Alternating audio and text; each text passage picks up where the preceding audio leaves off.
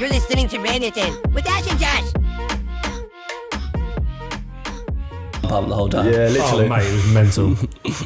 Go on, take us away, because you've got a nice intro. Yeah, hopefully, anyway. What did you I don't know. I got a bit excited then, didn't I? You said that so straight. So welcome to episode 9 of the Rein Pod with Ash and Josh. Right, and today, guest of the show is Frankie Penford, owner of FJP Equestrian Services. He produces young horses for breaking and production. Also a Showjumper and previous jockey. Yep. So thank you for joining us. That's right. And Q. Yeah, well done. She's learning slowly. They're getting better. That was poor effort. Poor effort. Thanks for coming on, buddy. That's all right, no problem. Just had a fantastic Hickstead, haven't you? Yeah, really good Hickstead. Yeah, probably best Hickstead we've had yet. So it's been really good. Yeah, qualified for the Speed Derby. That means absolutely nothing to Ash. Is it where they do the carts? No. It's the one with you got the big bank and then you jump all the... Oh, it was the actual derby. No, the one, but speed. The clues in the Go name. as fast speed. as you can. Yeah. But don't you try and do that anyway on the normal derby?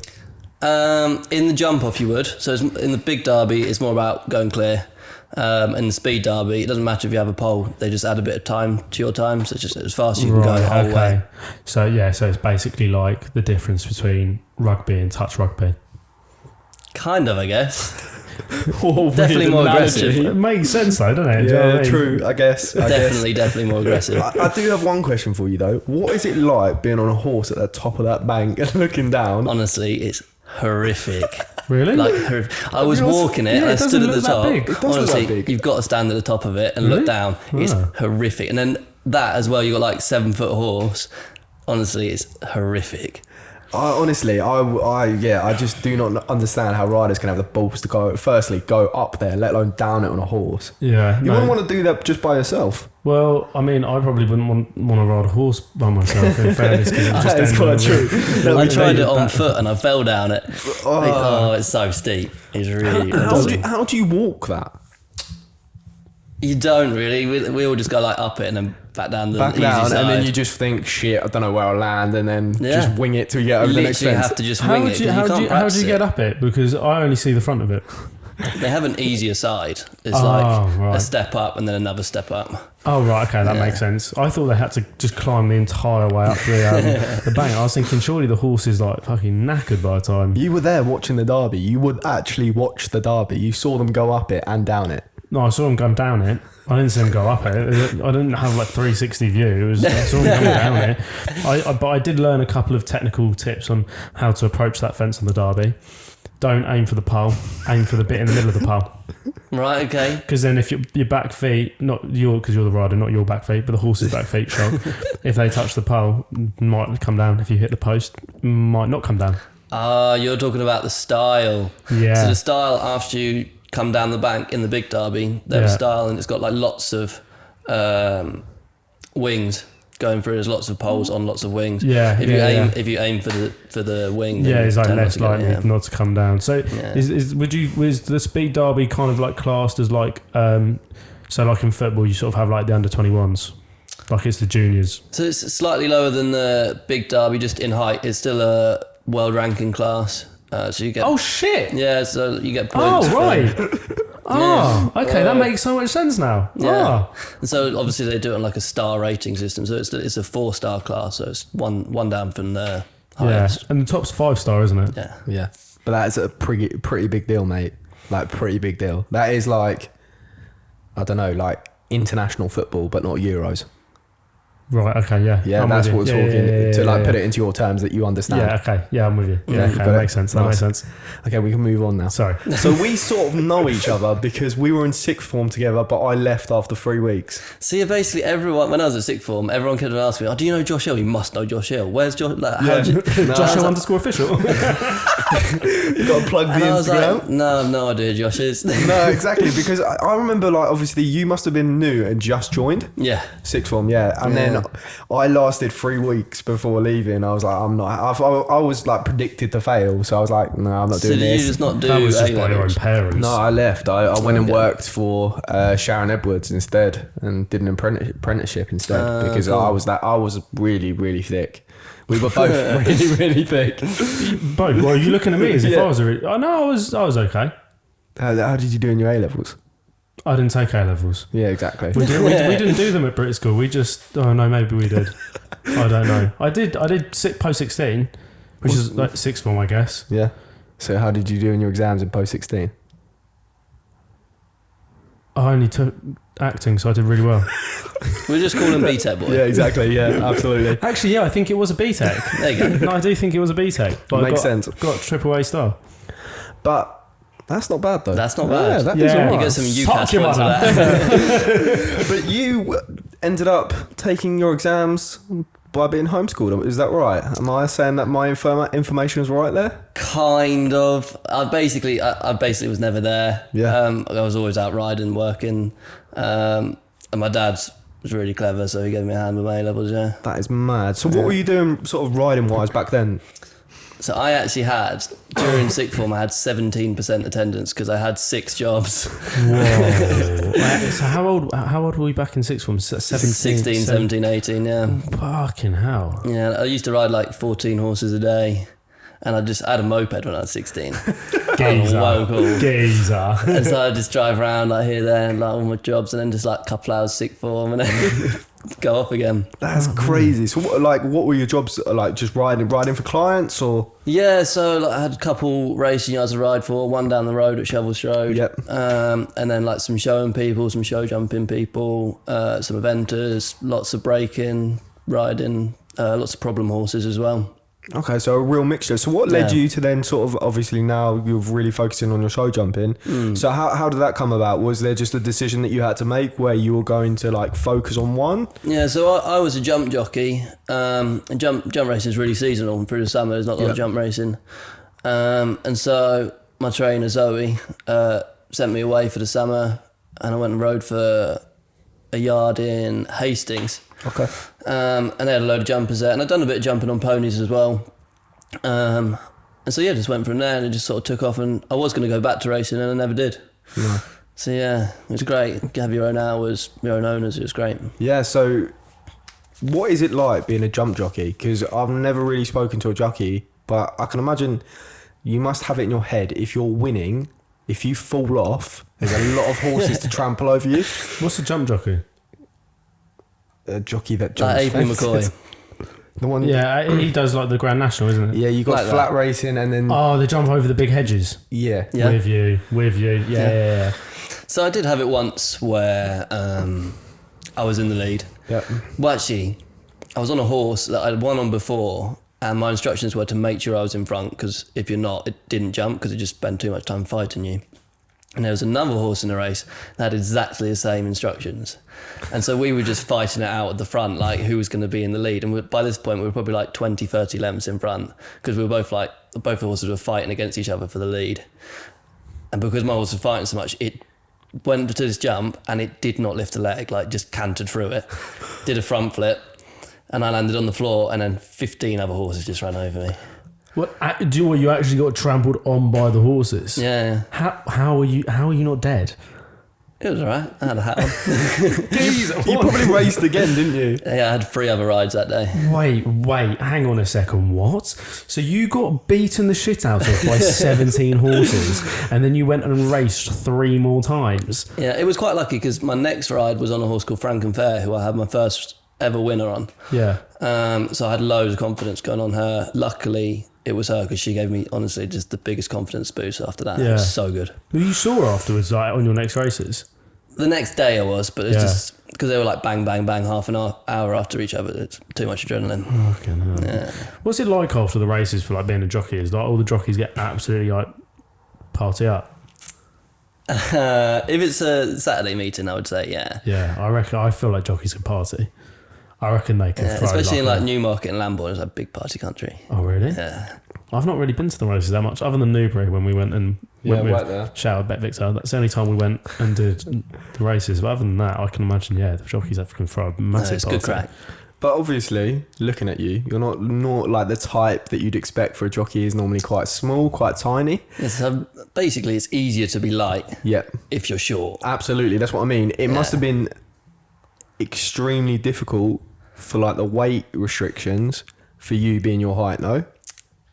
I always found it fairly easy in that, like, my dad's the same. He's like 64 years old and he's still like 11 stone.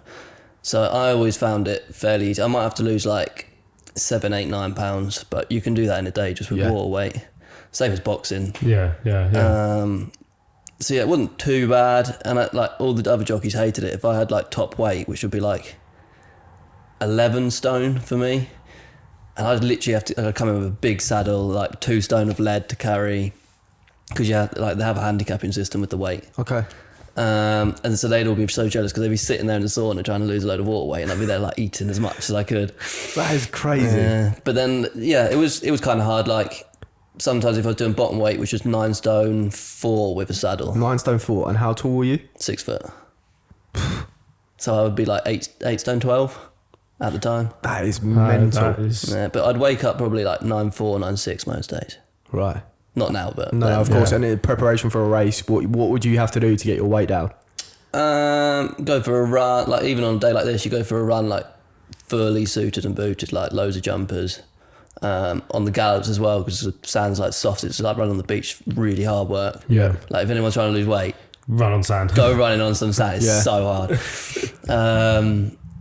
You go in the sauna a bit, go to the gym like fully clothed up. I didn't realise that actually, like, to be a jockey, it is very similar to boxing or MMA. 100%. I thought you was just like naturally lean, didn't eat that much, smoked a load of cigs, and then you just got on the horse and ploughed it. I wouldn't advise it, but smoking is also quite good. Quite good, yeah. Really it's similar to good. ballet dancers. They do exactly the same. Ballet dancers smoke the most. They chain smoke like shit. It's mental. Yeah, it's an appetite suppressant. Exactly. Exactly. But I didn't realise it was. So is there like weigh-ins and stuff like that? So you have to weigh within 1 pound. So say you weigh out before the race, and then after the race you have to be within 1 pound either way. So you can't. It's not like boxing where you weigh in and then you can go and rehydrate and eat before your fight. You could literally have to say you've like sweated like 10 pounds, you're severely dehydrated. You don't have to go and race like that because you have to weigh the same when you come back in. Oh, so it's like real hard for some people. Yeah, that is crazy. Isn't that like dangerous? 100%. You see some people like they pass out riding down to the start. Like, there was my mate that was riding for Zoe as well. Like he was literally sitting in the weighing room one day, just like swaying back and forth with his eyes. What? That was bad. Yeah. So, performance-wise, like you must be like ahead of a lot of people if you're like in a weight category that's quite easy, and you're seeing like people that are literally passing out around you. That must be a weird situation to be in the room before. Yeah, so that was kind of actually what gave me my advantage, and I got a lot of rides because I could do bottom weight really easily. Yeah. So yeah, that was sort of how I got into that. What is the maddest thing that sort of happened to you in the jockey room before like a race? Like you've had witnessed because people have been like. I've seen people pass out. A lot of people are like in the toilets like chucking because they're trying to lose weight. I imagine there's probably a little bit of bulimia in there. A lot of it. Like it's really like when you go on your professional jockey's course, there's like a whole day dedicated to nutrition and like bulimia, literally. Yeah. Wow. Yeah. I already, my eyes are just like, what? Yeah. Is there a lot of pressure from owners as well? Yeah, from that aspect. 100%. Yeah. Like. Because they want you to be as lean as possible so you don't have to be dehydrated when you ride. Of course. And if you turn up and you're looking like a bit podgy, they'd be angry, yeah. Yeah, I can imagine. Yeah. How, like, obviously you've made that transition over to focusing on the show jumping now. Surely you can't replicate that thrill of racing. Or can you? The speed dive we did. Did it? I can imagine actually, yeah.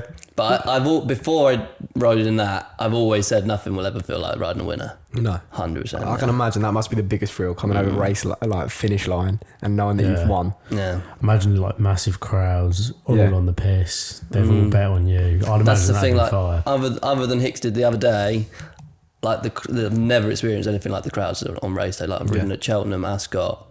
Like, you've done Cheltenham? Yeah, I've ridden at Cheltenham. Yeah. That is crazy. Yeah. That must have been like surreal, no? Yeah, it was mad. Yeah. Do you get like drafted for that, or like how? Okay. Well, it's not the NFL, is it? Right. Okay. I need to understand. Like, so you get your. How does the horse? Because I know, right? If the show jumping, you jump the 120. They're like some classes are qualifiers for like an international, and you do yada yada yada and all that boring stuff. But I don't know that much about racing. I don't know how for example, top tier. The top is Grand National, yes? I think, yes? Yeah. So how do you get to that? Do you know what I mean? Like, what league do you have to go through? So I'm not exactly sure with that race, but most races are done on, because each horse has a handicap rating, which will say I say the same thing about him. Yeah, Josh should be the highest. But yeah, they have a handicap number, which will tell you what weight they'll be within each class, and goes from class 6, grade 6 up to grade 1. Yeah. Grade 1 being the highest, which would be Grand National.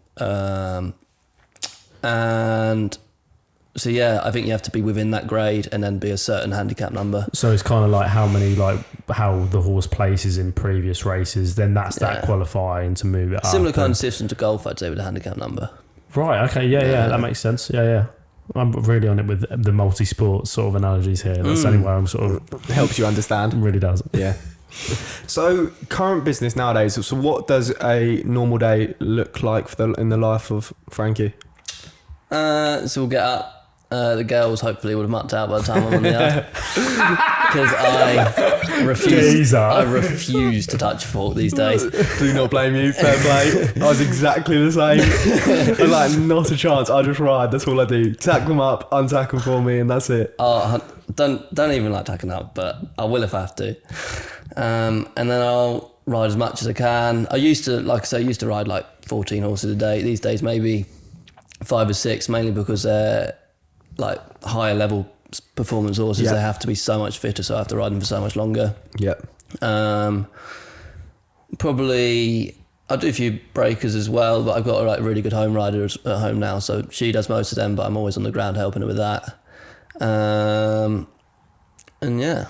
Is there anything that you've implemented from jockeying into show jumping that you feel like you might have the edge on people that do show jump and you go, well, I'm like double threated, bitch? So I've always been interested in how there's literally a handicap system that proves that weight makes such a big difference in racehorses. Why don't people try and make that the same thing with show jumping? Yeah. And I've never gotten it. And there's so many people you can look at and they're severely overweight, but they do really well. But imagine how good they would do if they'd lost like 2-3 stone. You know what? I've never thought about it like that. The horse surely would jump like 3 inches bigger, twice as fast. Like yeah. So we've obviously the last podcast we did was fully on sort of rider fitness. Was that the last one that came out? Last one that came out, that was the fully on rider fitness. But like you say, so many people do not take their health seriously and they're supposed to be riders. Yeah. But you think like, if you're 14 stone and you're jumping a 1 meter of 40 fence, or you're 10 stone, that 4 stone is going to make a massive difference to getting over a fence, isn't it? Yeah. No, mate, 100%. I mean, like since racing, I've been trying to put weight on. It's so hard. I literally force feed myself 24/7. Yeah. But I'm still lean with it, so I'm just putting muscle on, which makes me be able to ride it easier, I suppose, and better. Yeah. Go on. I had another fitness question. Yeah. Do you do any exercise like addition? Was you going to say the same thing? Exactly. Yeah, I know you. Do you do any exercise aside from just riding? Because there's a lot of people that sort of come away and say, I ride like loads of horses a day and that's enough. Like that's not enough exercise. So the thing is, I try and avoid cardio like the plague, but I do like going to the gym. I did go through a stage where I was going like every day, but it's kind of harder at the minute, just time wise. I've put 2.5 stone on since I was racing. I'm 11.5 stone now, but I'm still. But look at the weight on you. You're lean. I would not put you as 11.5 stone. Imagine that, like him 2.5 stone lighter for his racing days. Imagine that, like that is. I think the last time I checked, I was like 7% body fat. Bloody hell! Real lean, yeah. You make me feel fat, and I have to force feed myself to like stay at this weight. There was just like a month or two ago, I just ate normally, just like breakfast, lunch, dinner. Just as I was hungry, I would eat. Yeah. And literally within 2 weeks, I lost 3 kilos by accident. It's really, really hard. That is crazy. Do you have an underactive thyroid? No idea, probably. That's what I asked. No, because that's what I had. I had an underactive thyroid, or they missed it. I don't know. Either way, I struggled because I was really, really skinny and I struggled to put size on. And I was like you, like I'd eat normally and I still would be losing weight. It was mental. I think my body just naturally wants to be about 9.5, 10 stone and just doesn't like being... You've got the gift of like lean muscle mass, so a lot of people will be jealous of that. And I guess after all the years like of being a jockey as well and keeping yourself in that condition, that's just what your body's accustomed to as well. I guess so, yeah, definitely, yeah. My metabolism just stays like that, yeah. That is crazy. So in regards to, you've done a lot of breaking and now you've taken a back step. Clever. Is that because you now are trying to pursue the show jumping and take it not seriously, because obviously you've taken it always seriously, but what are your aims now within the industry in your riding career? So I still love the breaking. Obviously, I've got all the knowledge that I've gained like through the years. I've been doing breaking for like 10, maybe 11 years now. Yep. And at home, I like to stay on the ground, just maybe until they're cantering, and then I finish the breakers off, get them riding nicely. But always, if I'm still doing it freelance, I'll always just go by myself, and I still do the breakers myself. Really? So you haven't got that? Do you not? Because obviously, I was very similar, just obviously dressage. But I got to the point where I was like, I've got such good horses now. I was getting on, and I was like, in my head, if I do fall off for, it sounds horrible, 30 quid for riding breaking a horse, I'm ruining the potential on my top horses. So I've done it, my freelance now, I charge a lot more. Yep. So I do a lot less of it. Yep. And if I am doing it, it's worth doing it. Yep. And then even at home, I enjoy doing it, and we've got such a good system in place. Like, very rarely do we ever have an accident. Yep. Like, such a good system. I'd much rather, and we charge a lot less for a lot more value. Yeah, that makes sense. If they come home, because it's so much safer. I've got all my team around me. I've got all my facilities. I know exactly what's going on. Like, I've been gone to do a freelance job and turned up, and it's literally like a cob in a field with like tack that's falling apart and some like 90-year-old woman to like hold it. So true. I've been there so many times. You're like, oh my days. And they'll like let go when it starts bolting off through this like 500 acre meadow. And they lie to you as well. I remember like, I was like, so is there anything I need to know about it? She was like, no. And then I get on, it was fucking cold backed. And next thing I know, we've smashed through the arena fence with me on it still, and then smashed back through it the other way. We literally wiped out the arena fence. Was that when you had your like seizure fall? No, that was another time. Oh. Hold on, are we allowed to swear? Huh? Yeah. Oh, yeah. Oh, I've been holding back. No. You can swear. Yeah, we probably should let you know there. Yeah, we are the bad boys of the equine industry. I wouldn't say that. That's the people's perception. Yeah. That's what Josh calls you anyway. Yeah, only in the bedroom. It really is. And his comments like that don't do any good for us. But no, like the thing is, I think the equestrian industry is so backwards. Like, it's so outdated. So I think we try to bring a little bit of like mainstream to it, and also like a little bit less serious all the time. Yeah. Everyone's so, and I don't know if it, like for you see on the social media, like you upload videos of you jumping, or when you was jockey, and like there's always that pressure of like, you put a video up, or you put a video up of you riding, and everyone has a comment to say, or you do one wrong move, you've got 1,000 horse mums online going, you can't do that, you can't say that.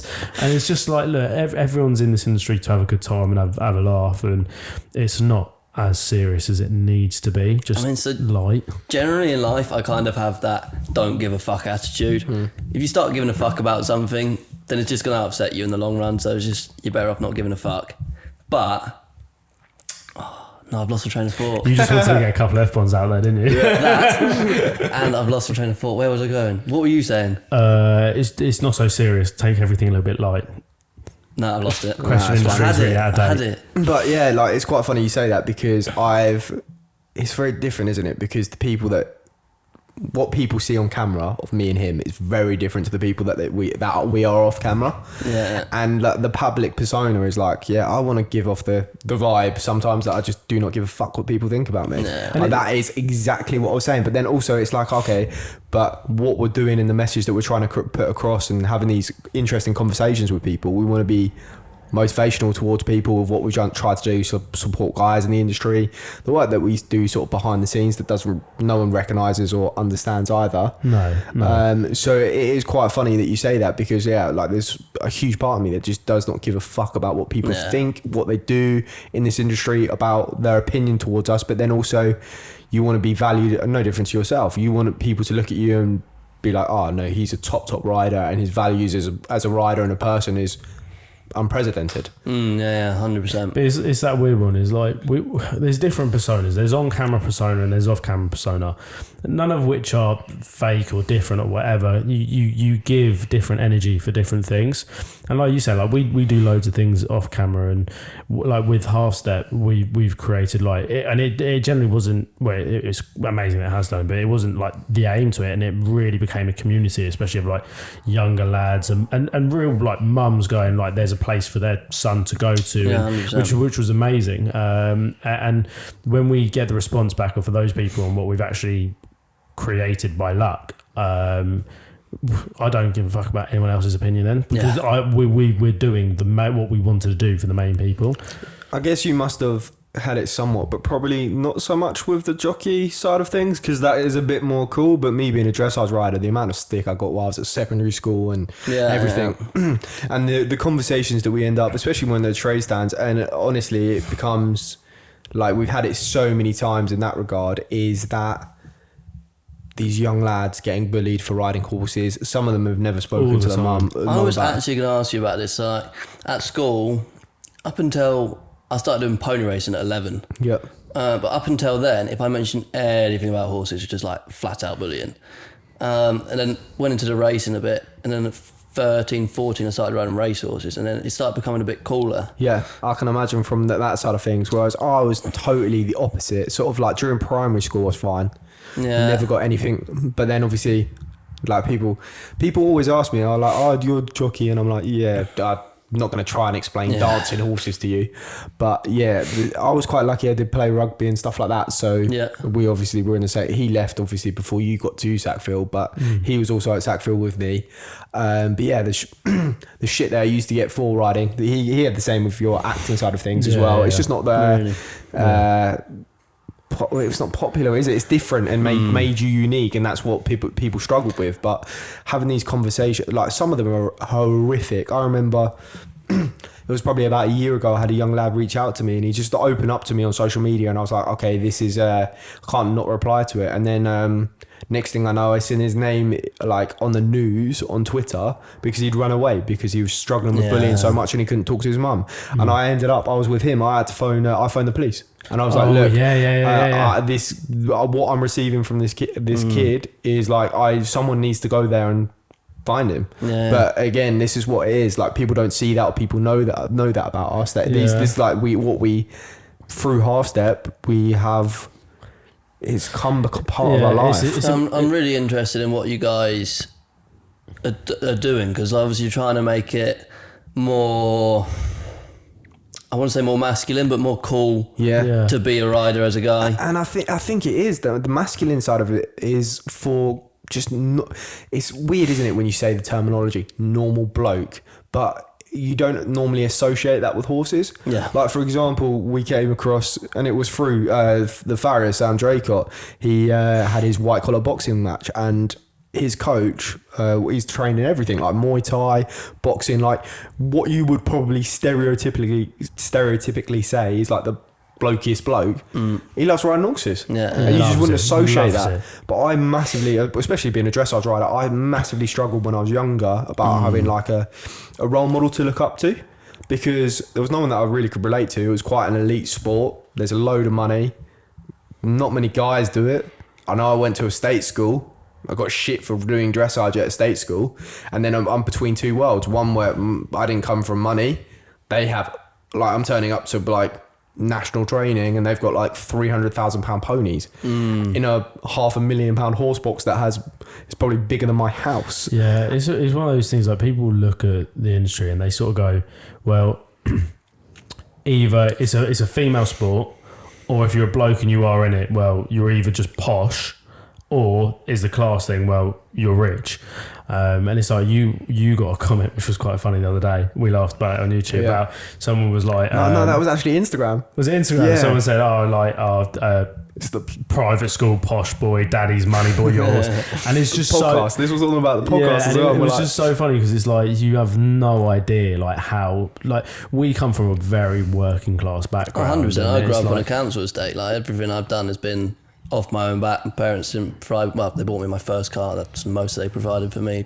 I used to ride my mum's horses, but that was all her stuff. It never went on to me.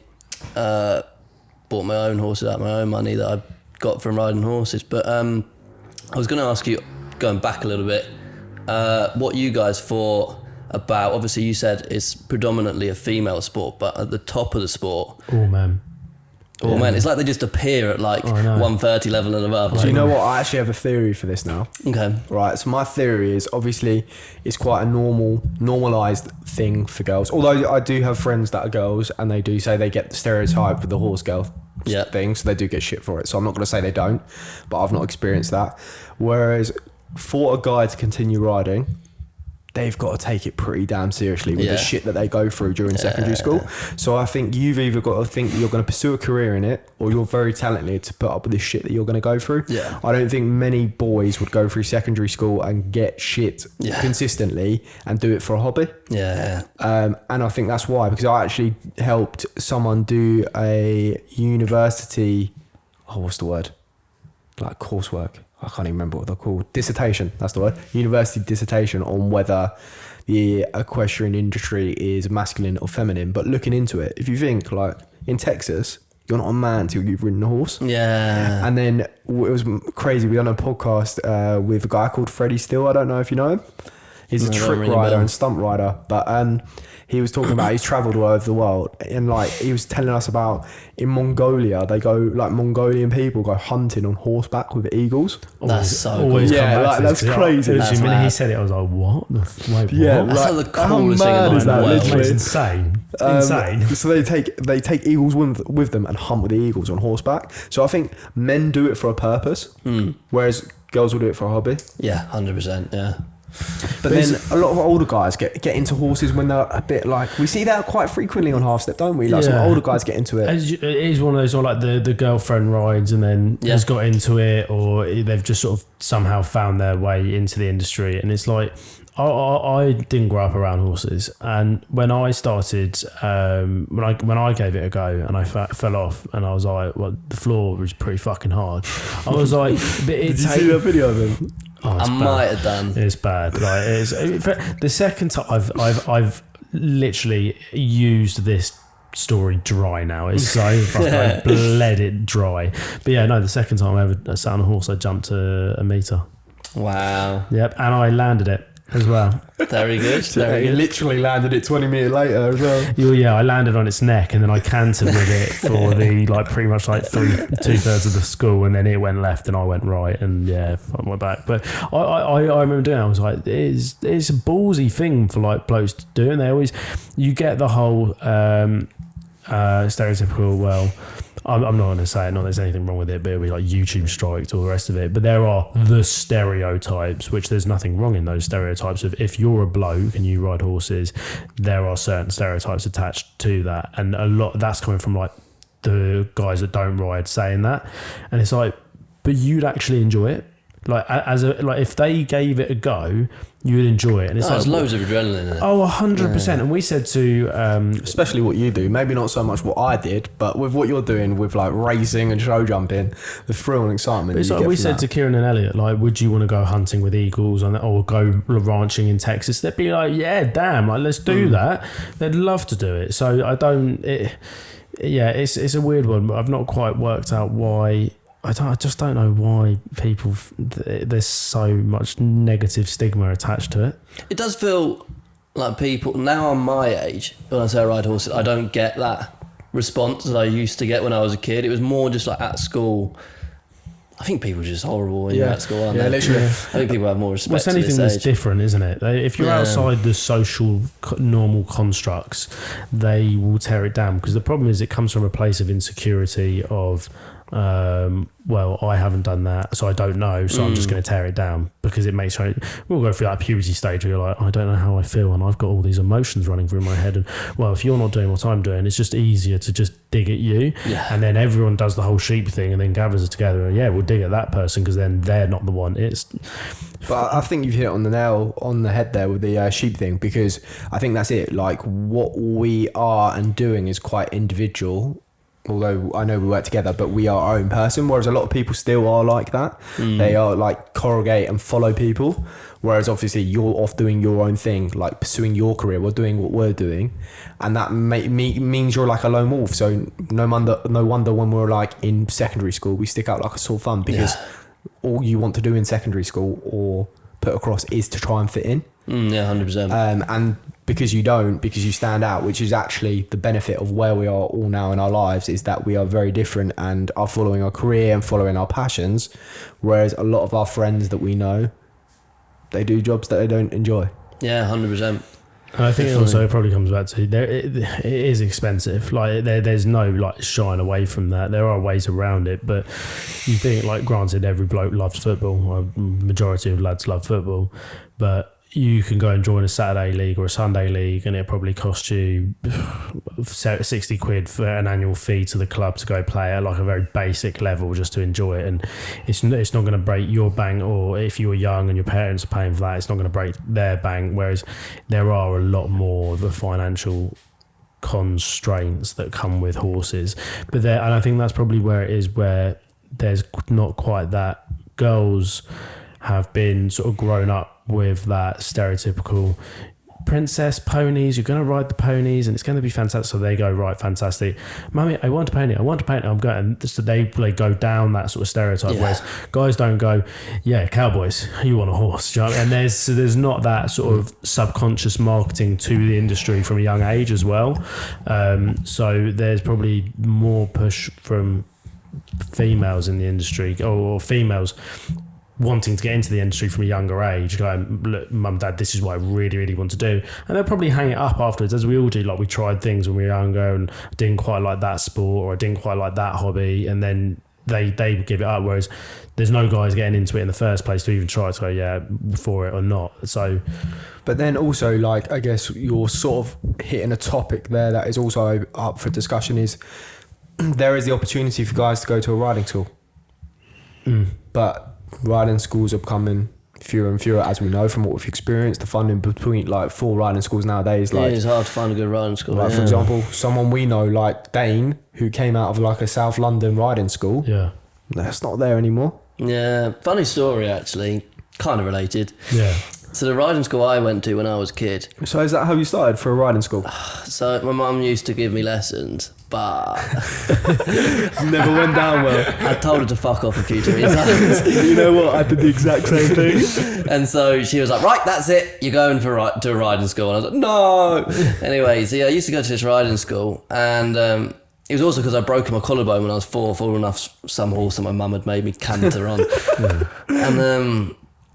And so she sent me to this riding school to learn to canter again. And I actually met the woman that run the riding school at Hickstead the other week. And I hadn't seen literally in like probably 15 years. That's crazy. Yeah, wow. And she could not believe like I was still riding, like what I was doing. Like, honestly, it was really emotional. It was great. I can imagine. It was great to see it. And her still running her riding school. Oh, wow. It's amazing. Was there many boys in that riding school? Was it literally just you? Just me. And throughout Pony, I can imagine you done Pony Club. Pony Club. There was me, Josh Lane. Yeah, I know Josh. Farrier now. Yeah, he lives up in Yorkshire, I think. That's it. He's moved. Imagine Josh Lane just gets sent this. He's like, what the fuck? Me, Josh Lane, and one other kid, but I can't remember his name. Yeah, and there's like 30, 40 women. You girls. must have cleaned up. Yeah, there was a few rumours going around. yeah. Rumours. Smoke and fire, that old chestnut. Yeah. I've heard some rumours recently about that, actually, that just really weren't true. But can we hear them? Definitely not. Yeah, but I've had them too, where I'm like, I didn't know that about me either. Yeah. That's really interesting. There's some news. I spread them mainly in fairness. Yeah, it's you on social media accounts that you set up to like spread stories of me. Negative comments, they push the algorithm, so why not? But yeah, there's a lot of that I'd imagine it does go around, because it is, you're very few men in a very female. That's the other thing. Why wouldn't blokes just want to get involved in it? This is what I used to say to people at school. Let's take the piss. Yeah, do you know what I mean? Like, it's such a different conversation when there's two of the three girlfriends are sat directly there. Well, it's a lot. I'll direct it then, because mine's not here. But that's one of the reasons I got into acting, because like my parents just like, look, loads of women in it, and I was like, right, okay, whatever. And then I went into the drama club thing on like a Saturday, and and that's where I sort of relate to the horses. I went in, there was like 30 girls in there, and I was the only boy, and I was like, I felt like I'd found the gold at the end of the rainbow. And I remember going back to school and trying to tell people, and I was like, you'll never get what I just did on a Saturday. Like, there was just me and loads, and they were like, they were more concerned about me doing the acting than what I was. And I was like, you're missing the gold mine. It's there. It's the same at shows nowadays. So like the ratios are really often, especially for you and dress. I would say you must be one of the only few straight guys in it. 100%. Yeah, and so many girls. Yeah. So that's what I always used to say to people when I got bullied about it. But that was my only comeback I had. Did you get quite bad bullying then at all? Or was it just sort of like the standard bullying? Was it like genuinely to a point where it was like? It was to a point where I didn't really want to ride. Yeah. Like I said, I broke my collarbone, and then the bullying on top of that. I didn't ride for maybe, not without my mum begging me to, for like 3 years. Like, I used to be to the point where I would like lock myself in the car, and she'd have to like do everything with the pony, drag the pony over to the car, like bang on the window and force me to get out of the car because I really didn't want to do it. And looking back on that now, obviously that's an awful period of time, but there's probably some young lads that will watch this. How glad are you that your mum sort of pushed you out of your comfort zone there? I'm so like glad that she persevered, because I was going to be an accountant at one point, and I just cannot see myself doing that now. Was there anything, this is going to be a bit of a shameless plug on the topic, was there anything to do with that bullying or like confidence in staying in riding to do with like your clothing options? I would not, other than being at the yard or a pony club rally or a show, I would refuse to leave the car if I was wearing anything to do with. That's so me as well. I wouldn't go in a shop, nothing. My worst fear was seeing someone from school in joggers. No, honestly. Yeah. You would, honestly, it's so bad. Yeah, like there's nothing more embarrassing, especially after a competition. You're on white breeches, and back then the breeches weren't as, like, they look a bit better now, but back then it was like, they're literally leggings. You're pretty much in leggings, and I'm like 14 years old. So you're going through a stage in your life where you're like very sensitive to certain things, and you're literally in like like I say, white leggings, a white shirt, and riding boots. Looks like you're wearing something out of like the 1800s. It really is not good for self-confidence at all. Yeah, well, that was one of the reasons with Hickstead we sort of designed what we did, is because we speak to so many lads that they say the same thing, is it is to do with clothing as well. Like there's no option. And I love the idea of like jogger jobbers. They're cool. Thank you, like the whole concept of that is like for us when we were like 10 years younger. Do you know what I mean? When we were in school and stuff like that, like I do ride in them, and I would literally, for the first time in my life, I could get off, take my riding boots off, put shoes on, and go get my hair cut. Yeah, and not care. Yeah. And it like it is just, and people look at you because you're just wearing quite a nice tracksuit in their head, but I can get on and ride in them. Yeah. So that was the whole concept, and they took so long to develop. Really, so long. Yeah. Trying to find the right material and stuff like that, because obviously we took inspiration from like the Nike Dry Fit.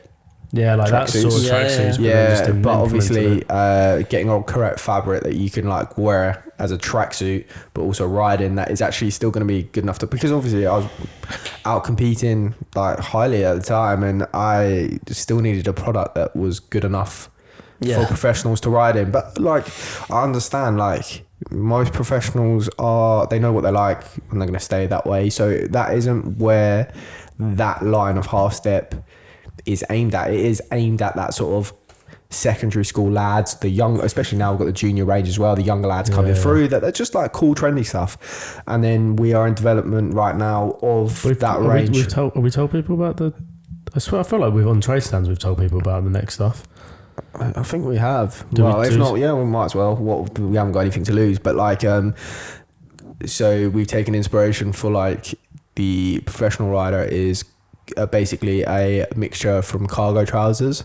And And breeches. I We literally haven't saw done that. someone wearing some cargo trouser joggers the other day, and I was like, "Where did you get them from?" Because I really want a pair. Yeah, like so that is the inspiration. We literally have our first sample of it. I didn't literally. think you was going to tell that. Yeah. That's like Oh, a step, shit. yeah, that's a bit step Yeah, ahead. but I might have to- that's what we've got. the next in the pipeline. next bit is the competition stuff. Yeah, but we've I was got talking about, competition where I might have to bleep that, and I might have to. Cut it That's in post. fine, Cut it in post. exactly. But no, yeah, we're gonna. The next bit is the competition stuff. Is we've got so the breeches, and they're all like technically designed different, and they are still like breeches, but like hopefully because of half step, they won't. People wearing them won't feel so like trapped in like I look like Yeah, but also there's a like You've created a brand though, where the thoughts behind that brand when people see it is that it's cool. Hopefully, it takes it away exactly. from it a little bit. and also as well like comfort as well. Yeah. Like competition breeches in general aren't particularly comfortable. So what we've put in. I've got to give full credit to Ash on this because normally like the designs and everything come to obviously me because I rode horses, but he actually smashed this out of the park. Thank you very much. Yeah, no worries, man. It's all my extensive knowledge in horses. Yeah, exactly. So you might as well bleep this next bit out as well. No, we can say because it's just Okay, the that's design fine. of the uniform. Yeah, so basically elasticated waistband.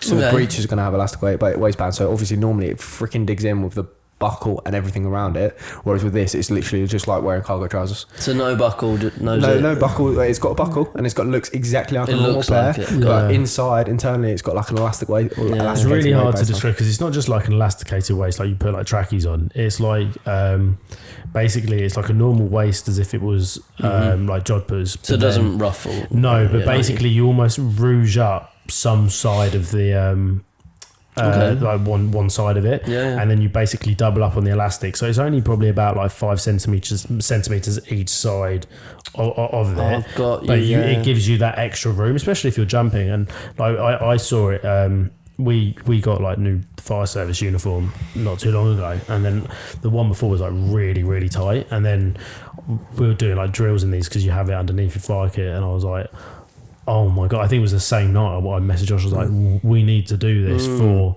the sport side of it. And yeah, since then we've had the samples come back, and bro, so many samples. Yeah. So many samples I to think get that it is right. like that is one of the biggest things. Like this has taken nearly 2 years Yeah. of it would be. competition. Yeah, literally, it will be coming 2 years in November. Yeah. We're trying to develop breeches that are the good fabric and like all the sort of technical aspects to it, because everything we're trying to do with it is different. So it's not like other companies like for example girls nowadays, they all ride in riding leggings. Yes. It's pretty easy for some other manufacturer to go and do riding leggings, but with what we're trying to do, it's all new. It's something new. Yeah. It's not and been done before. innovative. Yeah, I think you said that right. Yeah, so do I. Yeah, I think you said that right. Yeah.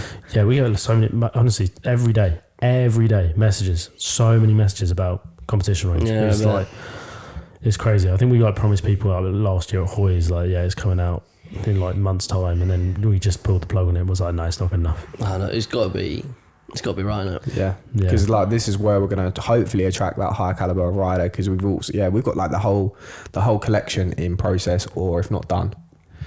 Yeah, I haven't thought about our marketing for this one yet. I've slightly thought about it. I was going to ask you actually, what do you guys do for your marketing of your stuff?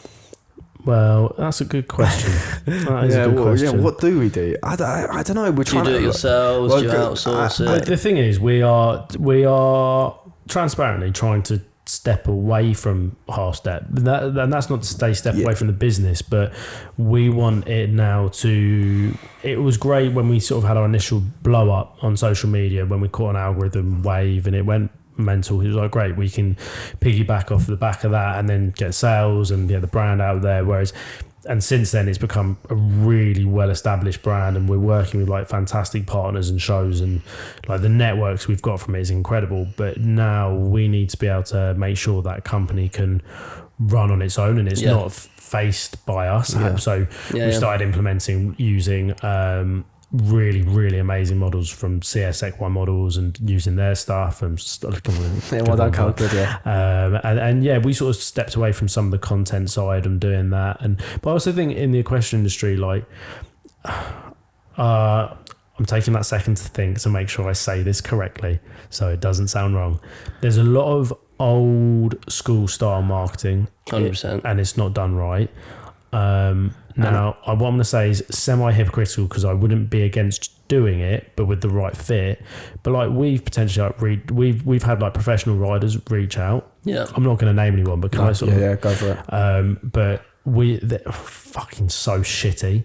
Just they come out and they just expect so much. You give me 3 things, I'll sponsor it. I'm going, you're not Brad Pitt. Pack it in. Like, granted, maybe in the equestrian industry a little bit you're well known, but calm down. And they so I'm not going to go and say, oh, we sponsor this amazing Showjumper or dressage rider or whatever because you think you're someone. Like in the real world, you're not. So I'm not going to go, right, our entire marketing strategy is based off of that. I can't tell you the amount of people that we've had asked to sponsor, like for them to sponsor. Influencer marketing before influencer marketing. Yeah. Like, and you're just like, no, I'm not. Like, you don't even wear half step. You have nothing. You're just trying to use your profile. Oh man, that's the other thing. Like, people don't even know the brand. Like, I respect people more that come up and ask about like sponsorship and stuff like that have bought from us, because if you've bought from us, 1, you financially put into the company, so you obviously value the product.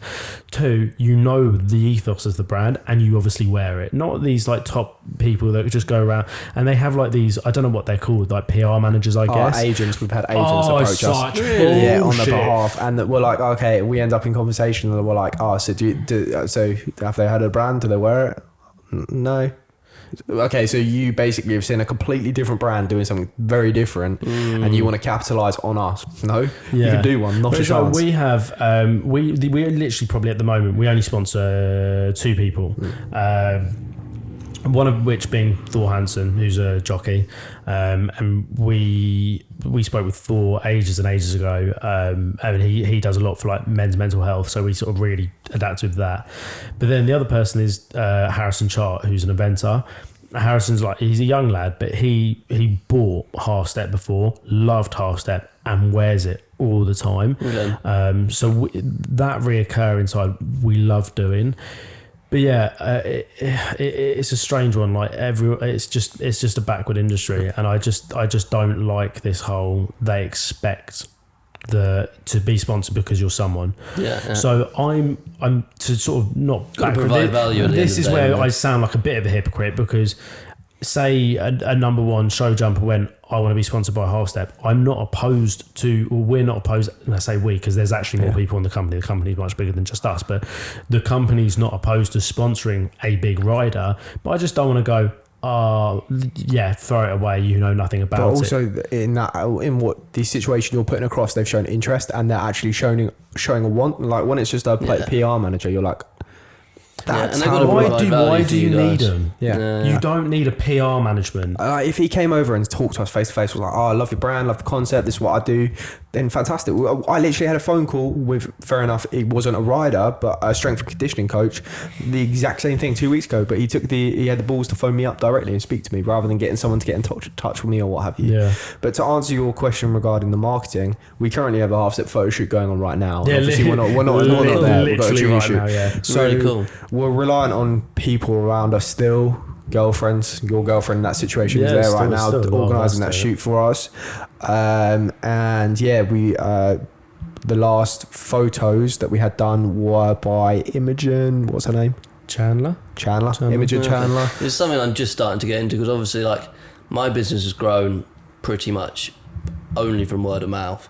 Very rarely had to like ever advertise, but I wanted to start growing it a bit now. Yeah, like I 100% would suggest to do that, because I think especially with showing people what you can do, and I don't, what I mean by that is like, for example, with the backing side of things, showing how you approach it and everything like that will do wonders for your business. Yeah. Because it is what we've really learned. It's all about personal touch in every aspect, and that's very hard to try and think and put across that via social media. And that's the thing. It's the two things. You need personal touch, and social media is the key. It is the key. And the majority of equestrians are all doing it wrong. And I'm not saying that we've nailed it perfectly, because we haven't. We're still working it all out. No, but we went obviously we tried to go away from the normal stereotype of old fashioned in the industry, and we definitely went way too far one way at one point. That was a learning process, and that's the thing. What people don't see is I grew up on social media. I had a massive following on social media that I was not prepared for, and I grew up on it. And the same in the business. It was our first ever business together. Over the last couple of years, or like from younger? No, like over the last 2-3 years. Got like with the massive social media following, etc. And the same with Half Step. The last 3 years that's been on social media, we had no idea what we were doing when we started. No idea. We ain't got an A level between us, let alone go into like 3 A stars. That's a B-Tech. That's not an A level. Fuck off. But people that have B-Tech say that they're equivalent to A level, but they're not. They're really not. I don't see an A next to your name. But yeah, like you 100% need to, because obviously with what you're doing. We did make a video the other day, but I put it on my website and put it on social media. But it's informative. The way there's 3 things with content. Is either entertainment, motivation, or educational. You will not find any content that you cannot fit in those 3 brackets. You watch something and go, what does that fall on? You will find it.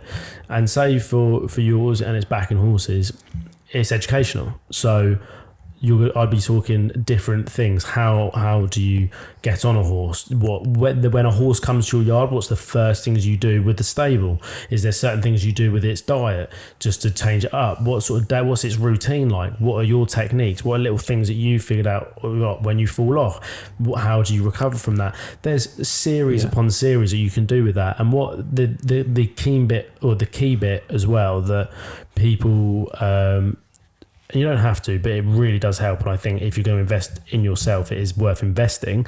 Invest in a tripod, invest in like a Rode clip mic. Like, don't just go, I'm going to put a phone up and talk. You can do that, but invest in yourself and actually do it to a different standard. Don't just post it straight away. Cut out the silence between clips and make it that little bit more. We can show you some things that you can do as well off camera. Yeah, cool. Like app to use and stuff like that. What we use when we're editing videos and stuff like that. But yeah, and obviously, like we say, the personal touch, like you talking to camera, that'll be so important, because then straight away people know a face.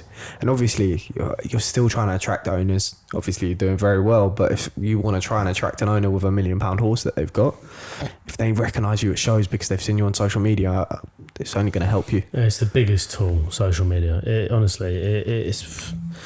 has changed our life in such a way. Don't get me wrong, you get people that will look across and think we're absolute dicks for what we've done on social media. And I look back, we were looking back through our TikTok the other day, and I was like, this is embarrassing. That is so bad. I was this is awful. So bad. I can see the videos where I started to get like a bit of a boost in followers because my fucking ego just went like my confidence, I'm sort of swagging into it. I'm like, yeah, buddy. And I'm like, oh, mate, fucking give it a rest. It's so bad. It is so bad. But yeah, social media is key, and not a lot of the equestrian industry is like so behind on how they utilize it, and it's no difference. What we're trying to do is like mainstream.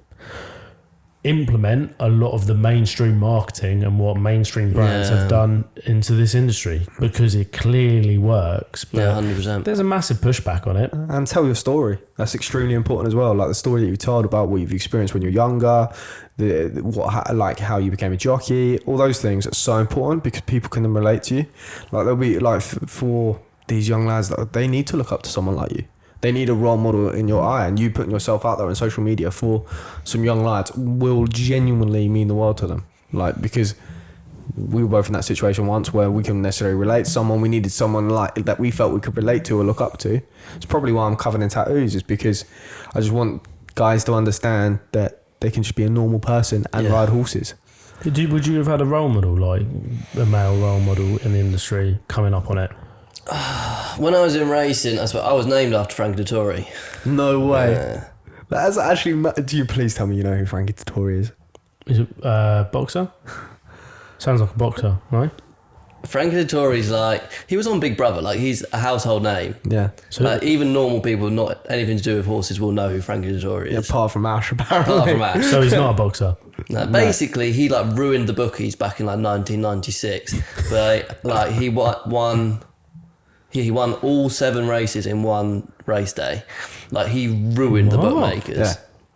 And that's what I was literally named after him because I was born not long after that happened. You was conceived on the same day Probably, when your parents went and won a load of money. That achievement is... like he put a lot of bookmakers out of business that day. Really? Yeah.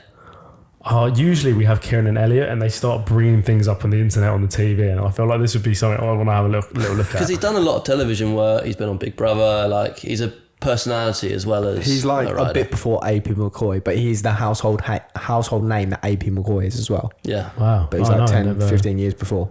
Ah, right. Okay. Oh, that's big shoes to fill. And so, where was I going with that? Role model. Yeah. So yeah, I always looked up to him as I was going into racing, and then as I moved over to jump racing, because I did on ponies, it was all flat. Yeah. As I moved over to jump racing, I then obviously looked up to like Ruby, AP, and then now show jumping.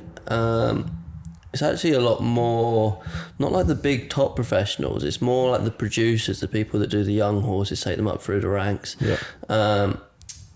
Actually, a friend of mine who I met him probably 5-6 years ago when I first started doing this, and at the time he just started jumping area trials, which just won me to 50, and since then he's like done amazing things. Like, and I saw him at Pycombe last weekend, and he come up to me and he said, "I can't believe the improvement in you." Like honestly, the things he was saying, it just made me like really emotional at the time. It was so nice to hear from someone that I've looked up to for such a long time. Yeah, it just shows the importance of, like you say, surrounding yourself with good people as well. Because like you say, like him being able to see your journey, your progression over that time, and be able to give you feedback like that meant so much. And I think that goes back down to, as well, also you need a good trainer on your side. And so training wise, are you training with anyone at the moment, or? So up until this year, Yep. I probably, other than like pony club and stuff like that, show jumping wise, I probably had one lesson every other year. Until this year, because until this year it was all kind of the same. I was doing young horses, kind of finding my own way, and now this year I've started jumping bigger classes I've never done before. And so I needed someone to come and help me. So their now experience. I train with Duncan Ingalls. He's jumped Jump Nations Cups team. Yeah, Duncan's done wonders for everything. It's just so much help. He doesn't say a lot, but what he does say, he'll make a tiny little adjustment and it will literally change your world. I think that's what makes the best trainers, though. 100%. Because you can't overhaul your entire way you ride. Like, everyone rides differently, but if you change something tiny, it makes such a big effect. Honestly, and it's easy to implement then as well. And that's when you know he's a good trainer, because, like you say, the amount of professionals that try and make you replicate the way they ride.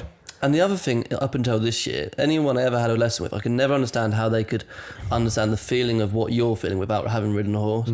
Duncan is the only person in the world I've ever had a lesson with that genuinely, without having ridden it, will understand how you feel. That's mental. That is a gift to be That able to is see that, genuinely isn't a it? gift. Do you reckon